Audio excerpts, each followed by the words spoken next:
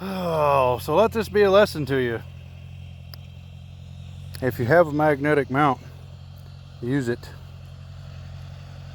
Cultipackers and GoPros don't mix well.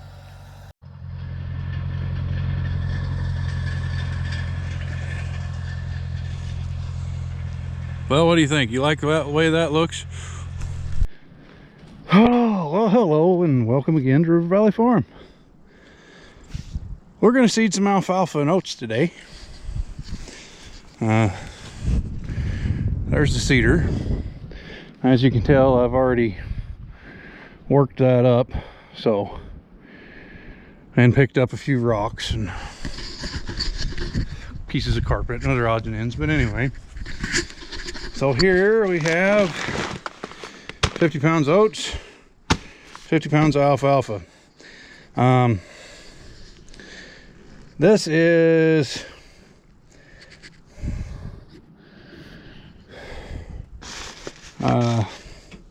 yeah, it says seed at 12 to 20 pounds per acre. That's a 2-acre field. We're just going to put 50 pounds on there and call it good. There is the pertinence for what I'm planting. That's the 428RR is the number. All Advantage Seed Company, whatever. That's the seed coatings.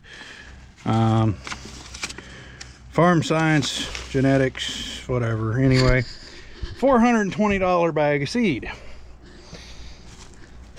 That's a lot of money for a bag of seed. So anyway, I dished that up Saturday.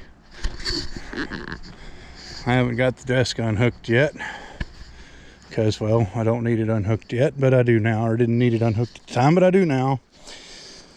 Oh, and anyway, poor little tractor pulled it, but it was rough. It was rough going for it. So we need to check the oil, which I'm sure is low. Yep, it's pretty low. And we need to check the water, if such there is to check.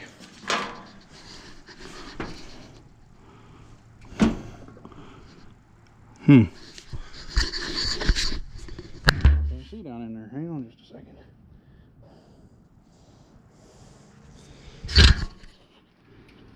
And low on water too. So anyway, let me get that sorted out, and then we'll get the disc unhooked and hook up the drag.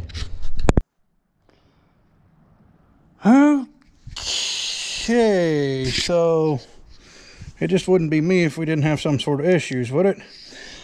Dang thing ended up being close to a gallon low on oil, and as you can see, shit's running everywhere by the looks of it on this side. So I'm gonna hose this down. I just filled it up. It was half a gallon low on coolant too. These things don't sound real good for the old 484 right now. Anyway, take some good old brake clean and clean this thing off and see if we can pinpoint this a little bit.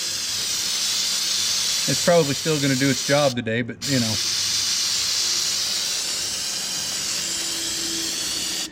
we will at least find out for sure where it's coming from.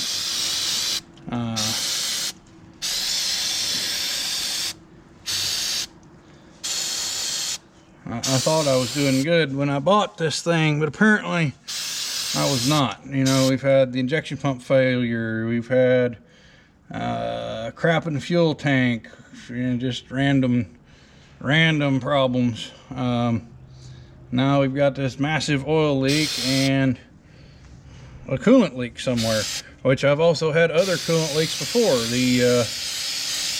What was it? Oh, the water manifold was busted and leaking. Or, well, it wasn't busted, but it was eat up with electrolysis. Somewhere I've got a video on that too. But, you know,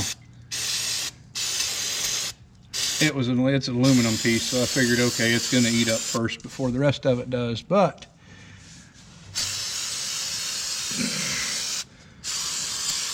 for right now, the more important problems at hand are leaks. Where's the oil coming from, and where's the other stuff coming from? And,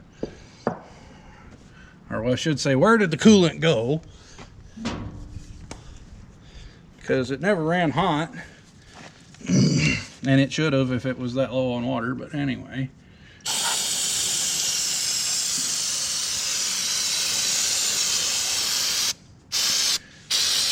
we might be looking at an overhaul here before last part of May, first part of June. Who knows? That'd be fun. Just what I need to do, right? All right, we're gonna call that clean enough and fire this little turd up and see what happens. Hopefully it doesn't just start spewing everywhere, because it wasn't spewing everywhere the other day, or at least not that I could notice.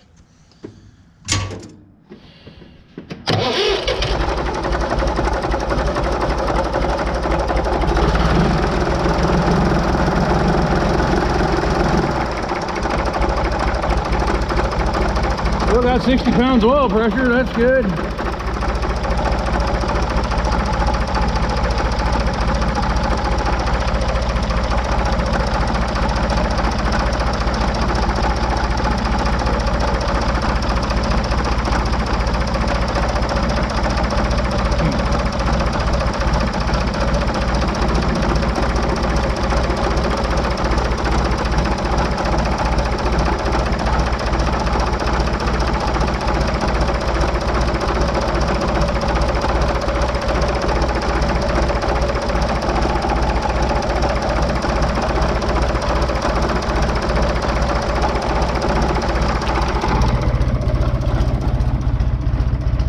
So far so good. Still got 60 pounds of oil pressure, which I already said, but you know, there's that.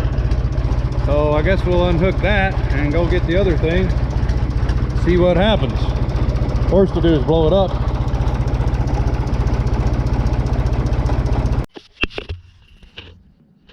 So hopefully we found the leak where this bolt that holds the alternator passes through. The bottom of the alternator passes through. It was loose, so hopefully that'll slow it down some on the oil consumption anyway. Hopefully. Wrong door, dude. There. All right, so on to the next thing, which is hooking up that down there. All right, we're hitched up. I've never pulled this harrow with this tractor, so hopefully it's not too much of a learning experience. We'll see how that works out for me.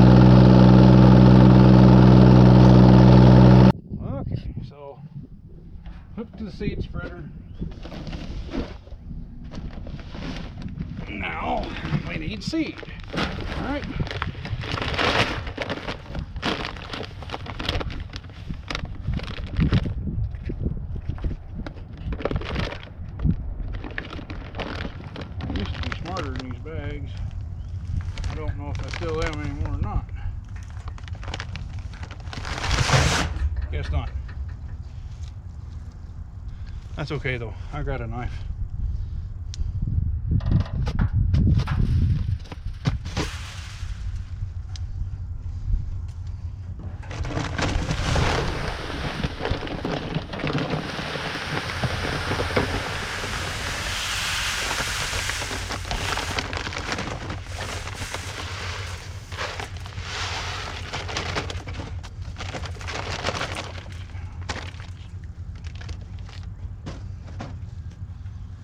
All right, so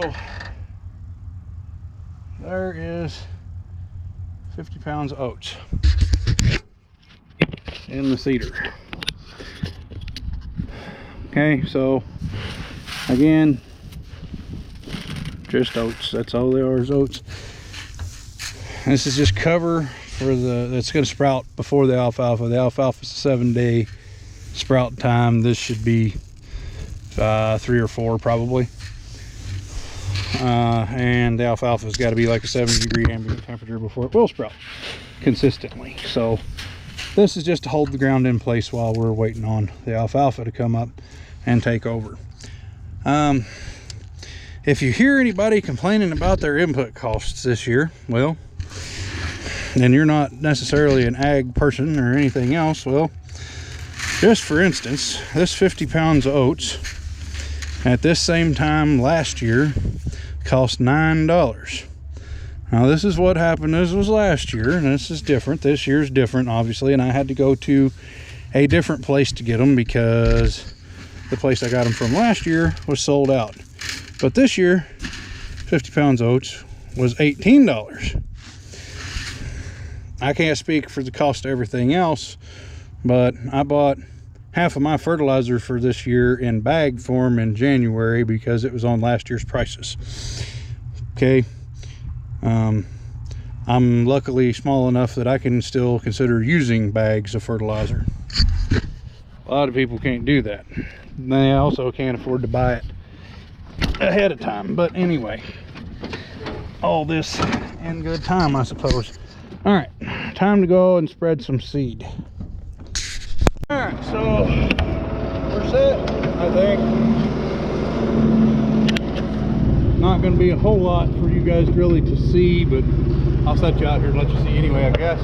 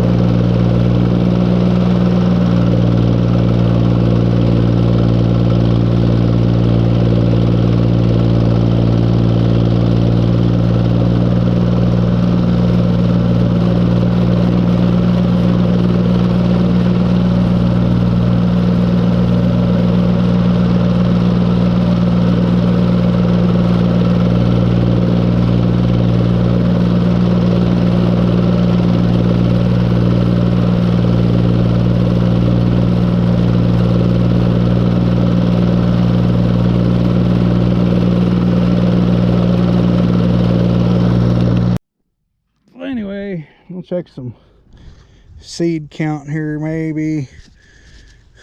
Let's see. There's 3. Yeah.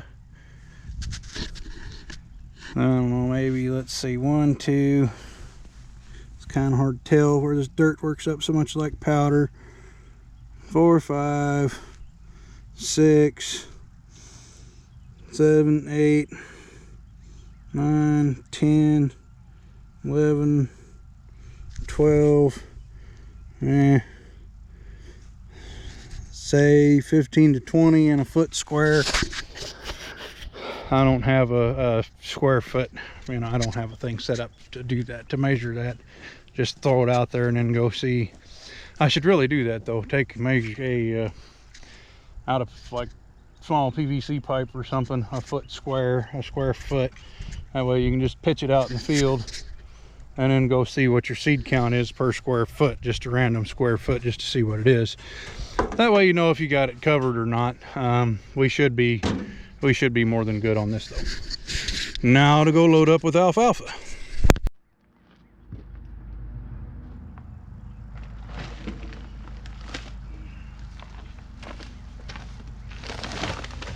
Okay, so here we are, 50 pounds of alfalfa seed.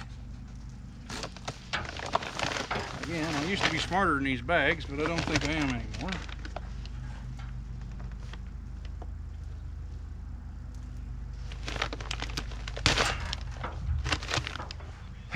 But this is okay because I have a knife.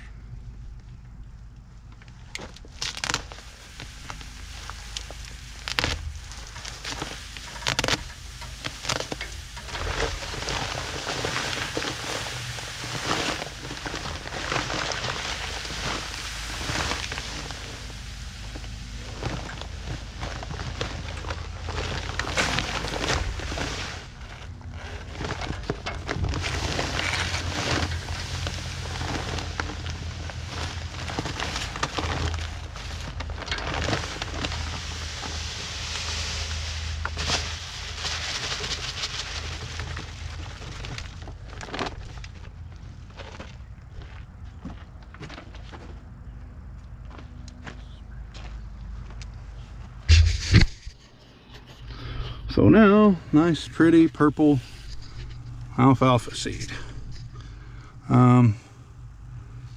We've got a few that aren't coated and what have you. Probably a few that aren't going to sprout and this and that and the other thing. Purple, my hand's purple now. I don't know what they coated it with, but anyway, I should probably find a way to wash my hands. So this is Roundup Ready alfalfa seed, and I've said this enough times, but anyway, this was $420 worth of seed for this 50-pound bag of seed. So, and then, you know, with that field holding, well, that 2-acre field took 1,000 pounds, or will, before the year's over, before this, after first cutting comes off, get another round of DAP fertilizer and boron for a total of 1,000 pounds or 500 pounds to acre. Yeah, and that stuff was, what was it, 12, no, yeah, it was $12 a bag for DAP, which is I don't even know, 46 nitrogen. I have to go look. I still got a bag, which actually there's still one on the tractor, but anyway.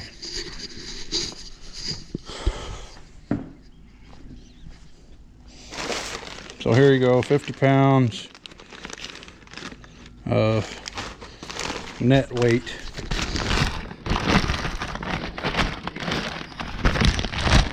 Oh, 1846.0.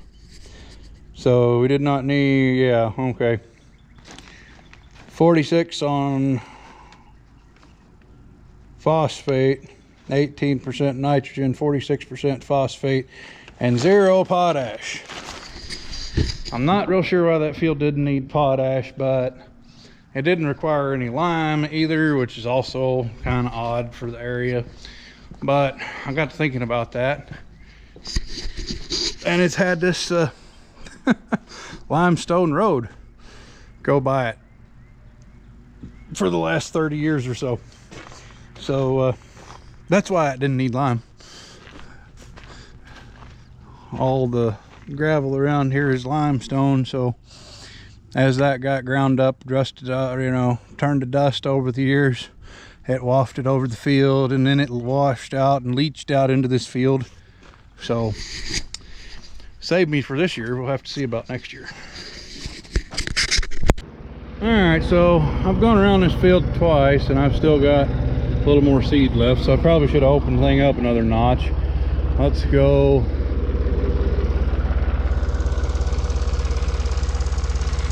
over here and get down and see what we can see. Maybe, hopefully, seed. There's several. Okay, so we do have seed on the field. That is good.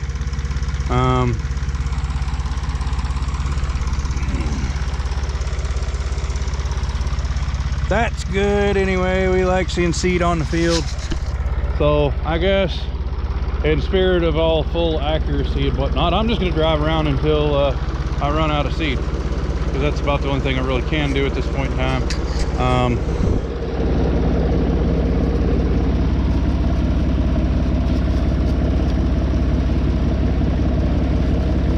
If anybody's got a manual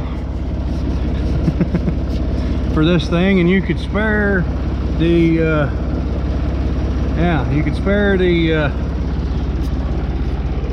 setup page for it, I'd greatly appreciate it, because, you know, I have to guess a lot of times. They get pretty close on the bigger seed, oats, orchard grass, stuff like that, but when it comes down to alfalfa and clover and stuff, it's kind of a real guessing game. So like I said, I'm gonna keep driving and add some more finish, or well, yeah, spread out this seed. So there, it's empty, or close enough. And then let's go, yeah, let's try right here, see what we got for coverage. Well, we've definitely got seed on the ground, so that is good. As I was saying earlier, my seed rate for this was going to be a little bit high anyway, because they call for 20 pounds maximum to the acre, and we're putting 25 to the acre. But yeah, if it's that sensitive, then we probably shouldn't let me do it anyway, or at least not with this thing. Now, true, I could have seeded another half an acre if I had a grain drill or something, because I always go heavy on seed. I just do. It works better that way. At least in my experience, it works better that way. So next on the list is to go get the seed and the cultipacker and run over this one more time. Okay then, so the seed didn't work out as easy as it started the other day. Last video I made, it just said it wasn't going to today, I think. And anyway,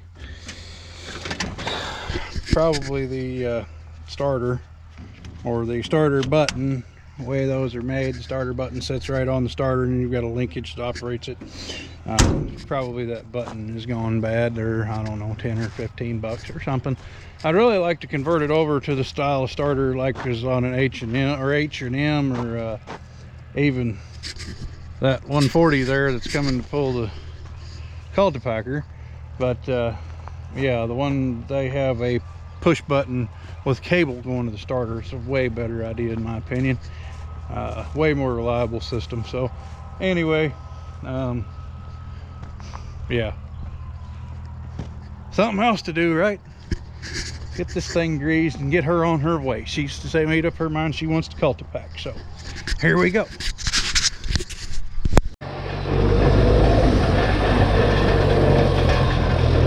So 140 to the rescue.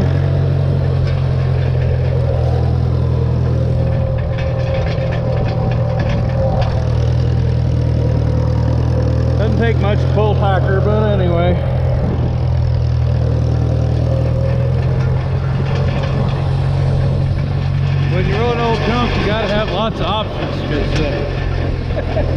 if you don't, you'll be down. Won't have to be working on stuff, still do what you need to do. I'm gonna make a couple rounds here, make sure that everything's gonna work all right. Turn this over to Mom. Let her do her thing, and I'm gonna go home. Thanks for watching, guys. We'll be back later with reports on this D9.